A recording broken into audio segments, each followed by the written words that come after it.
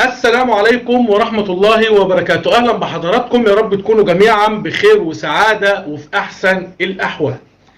هسمعكم فيديو دلوقتي مهم للأستاذ معتز الشام، ولكن قبل ما أسمعكم الفيديو عاوز أقول كلمتين الأول في البداية بخصوص نادي الإسماعيلي وبخصوص البجاحة بتاعة النادي الأهلي وبجاحة رابطة الأندية والكارثة اللي داخل الدوري المصري. ولكن في البدايه فضلا وليس امرا بتمنى من كل اخواتي الزملكاويه يدعمونا بلايك للفيديو عشان يوصل لاكبر عدد من جمهور نادي الزمالك العظيم. ولو كنت اول مره تشوفني في قناه زملكاوي حر يسعدني انك تعمل اشتراك للقناه وتفعل زر الجرس عشان توصلك كل فيديوهاتنا واخبارنا اول باول. كلنا شفنا المباراه امبارح بتاعه النادي الاهلي وبتاعه نادي الاسماعيلي، وشفنا الكارثه والمصيبه اللي حصلت والجدل التحكيمي بتاع الكابتن احمد الغندور. الكوره اللي الهدف اللي اتلغى وقال لك اصل مش عارف جت في ايده، اصل مش عارف ايه. عرفتوا يا جماعه بس الاهلي بيفوز ازاي؟ قبلها مباراه فيوتشر الكوره اللي اتحسبت برضه تسلل وهي مش تسلل. عرفتوا النادي الاهلي بيفوز ازاي؟ شفتوا المصيبه السوداء اللي داخل الدوري المصري بتاعنا، وتقول لي اصل احنا بنطبق العداله. فين العداله؟ انتوا مفصلين دوري مخصوص للنادي الاهلي عشان خاطر نادي الزمالك خد الدوري موسمين ورا بعض. لا، ازاي يحصل الكلام ده؟ الاهلي ما ينفعش.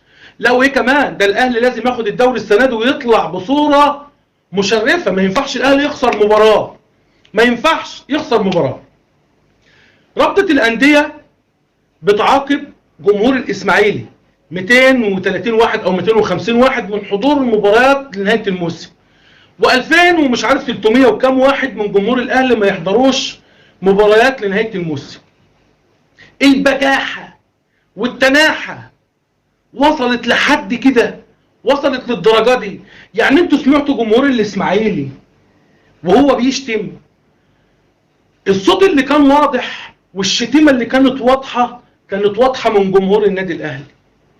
وهقول لك كلمتين بس حطهم حلقه في ودنك. جمهور النادي الاهلي هيفضل يعمل كده كل مباراه ما بين الاهلي والاسماعيلي او الاهلي والمصري عشان خاطر الاهلي ما يروحش يلاعب الاسماعيلي في الاسماعيليه ولا يلاعب المصري في بورسعيد.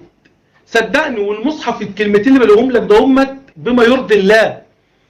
وتيجي بقى الناس تقول لي اصل دواعي امنيه ما ينفعش الاهلي يروح يلعب في الاسماعيليه عشان خاطر اللي بيحصل هناك والاتوبيس بيتكسر، ما ينفعش يروح يلعب في بورسعيد اصل مش عارف بتحصل هناك ايه. طب ما تقولوا لنفسكم ليه بيحصل كده؟ قولوا لجمهوركم ايه اللي بيخلي الامور توصل لكده. عموما الصوره واضحه وواضحه بشكل كبير للناس كلها ان الاهلي لازم يطلع الموسم ده مش خسران مباراه.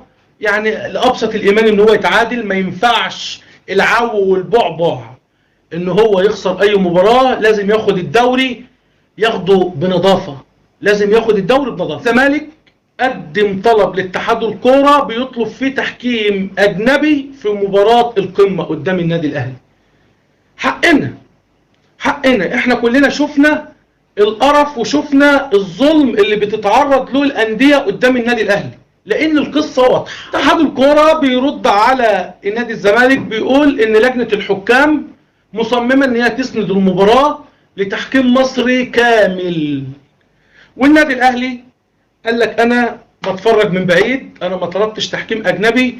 لجنه الحكام تجيب حكام مصريين، تجيب حكام اجانب. نادي الزمالك حقه يطلب اللي هو يطلبه، احنا قاعدين ساكتين اهو مش بنتكلم. ما انت ليك حق ما تتكلمش، ما هو انت عارف اصلا القصه مرسومه ازاي. انت ساعه ما بتوريهم العين الحمراء وتعمل لهم كده ولا والدكتور سيد ساعه ما يتن نازل عامل لهم بس كده كده بس كله بيهر. ان كان البنا ولا ان كان احمد الغندور، ان كان كل الحكام اللي هي بتحكم لكم او بتدير لكم اي مباراه. عموما مش هطول عليكم، يلا بينا نسمع الاستاذ معتز الشام. خلينا ننقل على اللي عمله جمهور النادي الاهلي، وانا بحيي جمهور النادي الاهلي طبعا، لان هي دي المبادئ اللي احنا بنقول عليها. ما ينفعش لاعب سب رمز نادي الاهلي اللي هو الراحل صالح سليم، وتجاوز وسب حسن حمدي وشتم كل جمهور الاهلي ورقص في غرفه الملابس وهو يسب جمهور النادي الاهلي، وبعدين تقول لي احنا بنفوض اصل لمصلحه الاهلي. فين يا باشا المبادئ سعادتك؟ يعني فين المبادئ؟ فتحيه للجماهير الحمراء التي كانت في المدرجات والتي احرجت اداره الكابتن بيبو الذي يتشدقون بالمبادئ والبتاع. فالجمهور قال لهم صالح سليم مش ناسيينه، امام عاشور مش عايزينه. ده احراج لاداره النادي الاهلي وتاكيد على اللي احنا قلناه.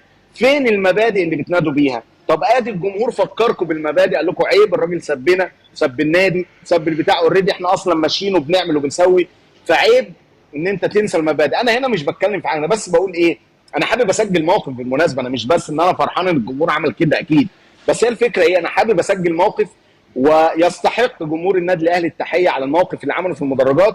لان الاستاذ معتز الشامي هنا بيقصد الجمهور المحترم بجد، الجمهور اللي انا عن نفسي شخصيا بحترمه، اللي هو بعض جمهور النادي الاهلي اللي رافض الاهانه ورافض الذل ورافض، مش عايز اقول قله الادب اللي تعرض لها النادي الاهلي وتعرض لها رمز من رموز النادي الاهلي الكابتن صالح سليم رحمه الله عليه. نادى وقال صالح سليم مش ناسيينه، امام عاشور مش عاوزينه، والكابتن محمود الخطيب بيضرب بهتاف الجمهور المحترم اللي رافض المهزأة، بيضرب بكلامهم الحائط وبيبيع المبادئ والقيم.